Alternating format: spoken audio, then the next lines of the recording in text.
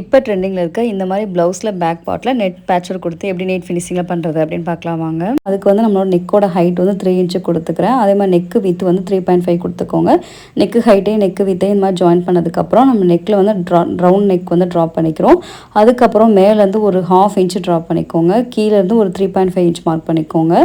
அதே மாதிரி ஷோல்டரில் சென்டர் பாயிண்ட் மார்க் பண்ணிக்கோங்க. இப்போ நம்ம மார்க் பண்ண பாயிண்ட் எல்லாமே நம்ம கனெக்ட் பண்ணி ஜாயின் பண்ண போகிறோம். இப்போ மேலே எவ்வளோ அளவு இருக்கோ அதையே வந்து கீழேயும் மார்க் பண்ணிவிட்டு ஒரு பாக்ஸ் மாதிரி போட்டுக்கோங்க. இப்போ ஷோல்டரோட சென்டர் பாயிண்ட்டையும் அப்போ கீழே நம்ம மார்க் பண்ண பாயிண்ட்டையும் வந்து கனெக்ட் பண்ணிக்கோங்க. நெக்ஸ்ட் வந்து நடுவில் சென்டரில் ஹோல் வரையணும்ல, அதுக்கு வந்துட்டு கீழேருந்து ஒரு 1.5 இன்ச்சு ட்ராப் பண்ணிக்கோங்க.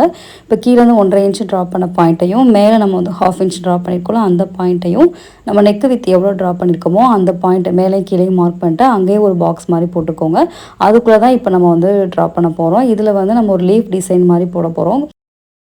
இப்போ கீழேருந்து ஒரு 1.5 இன்ச்சு மார்க் பண்ணிக்கோங்க. இந்த 1.5 இன்ச்சு பாயிண்ட்டையும் மேலேருந்து நம்ம அந்த ஸ்டார்டிங் பாயிண்ட்லேருந்து லைட்டாக கர்வாக ட்ராப் பண்ணுங்கள்.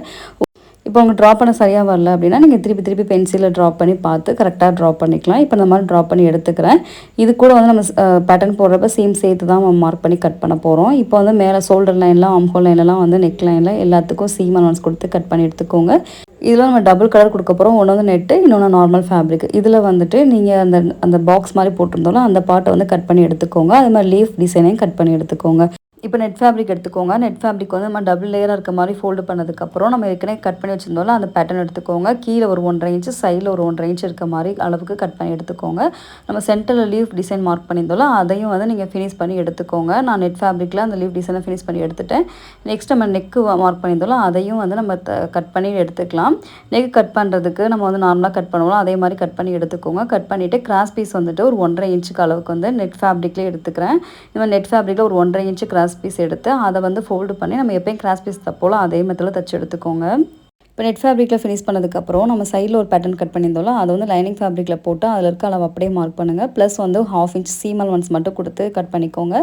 இப்போ கட் பண்ண லைனிங் ஃபேப்ரிக்கை மெயின் ஃபேப்ரிக்கு மேலே போட்டு நம்ம எப்பயுமே நெக்லைன்லாம் டர்ன் பண்ணுவோம் அதே மாதிரி தான் நெக்குக்கும் கீழேயும் தச்சு எடுத்துக்கோங்க. இப்போ நம்ம தச்சு எடுத்ததுக்கப்புறம் நெட் ஃபேப்ரிக் எடுத்துக்கோங்க. அதை வந்து இப்போ ராங் சைடு பக்கமாக வச்சு இப்போ நம்ம கரெக்டான அளவில் வச்சு பின் பண்ணிக்கோங்க. இந்த பேட்சர் கூட ஃபுல் வீடியோ நம்ம ஆப்பில் அப்லோட் பண்ணுறேன், நீங்கள் செக் பண்ணி பாருங்கள். நம்ம கீழேயும் அதை ஃபுல்லாக தச்சு முடிச்சிட்டோம் அப்படின்னா நமக்கு வந்து இந்த பேட்டர்ன் ரெடி ஆகும். கண்டிப்பாக ட்ரை பண்ணி பாருங்கள்.